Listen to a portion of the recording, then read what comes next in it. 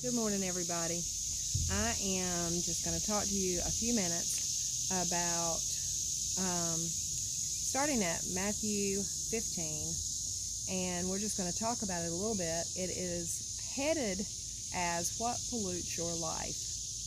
So when you think about pollution, it destroys. It deteriorates things.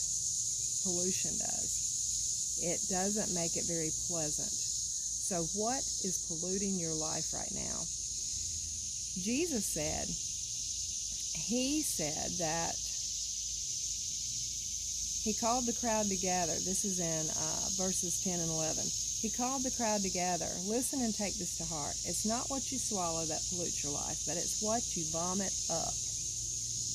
I mean, I know that's kind of crude to say. This is out of the Message Bible. This is the interpretation of the Message Bible, but it's not really what you take in so much as what you put out. So we live in this world. So we are taking in a lot of pollution. We're taking in and I'm not just talking about the air. I'm talking about in our spirit. We're taking in a lot of stuff that is not beneficial for our spiritual life, for our victorious life that we know is ours. We live in this world. And so we're going to be surrounded by some things that are not very good for our spirits. But it says it's not what you take in so much as what you put out there. So my take on that is we live in this world.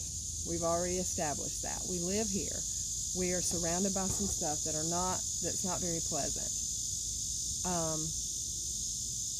But that doesn't mean that we cannot put out better things. Love, peace, joy. We can share that. We can speak that around people. We don't have to be full of anger and full of bitterness and full of vulgarity. We don't have to live that kind of life.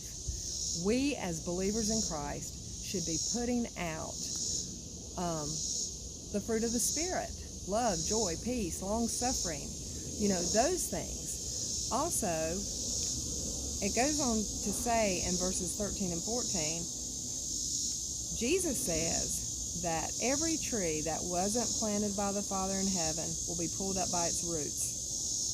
He's talking here about the Pharisees. The Pharisees of that day were the spiritual leaders, the ones that followed the law to the letter. They were all about rules and regulations, but yet they didn't have love. They didn't have the love of the Father. If you are really of the Father, you're going to have love. You're going to have compassion. You're going to have some patience, and you're going to have some mercy for other people. That's not to say you're perfect. We all fall. We all fall down.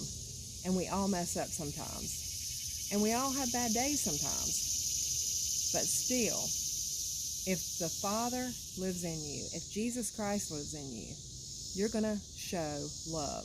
And you're going to have mercy for other people. So, but there he's talking about the Pharisees. And then he says, they are blind men leading blind men. When a blind man leads a blind man, they both end up in the ditch. So be careful who you're around, who you're listening to, who you're following after. Negativity is not from God. We are to be people full of joy.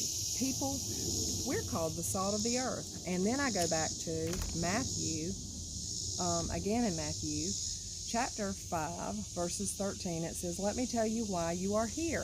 This is why you're here, you and I. We are here to be salt.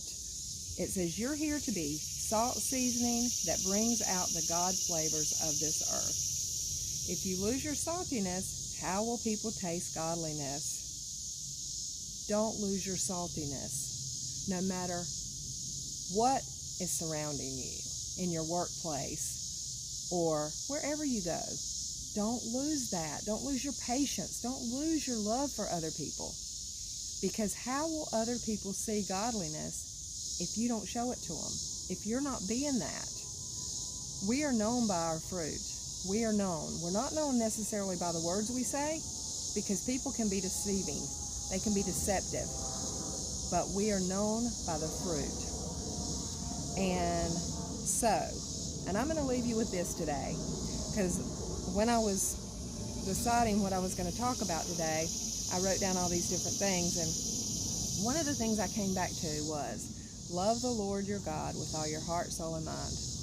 That's the first commandment. And then the second commandment is loving others as you do yourself.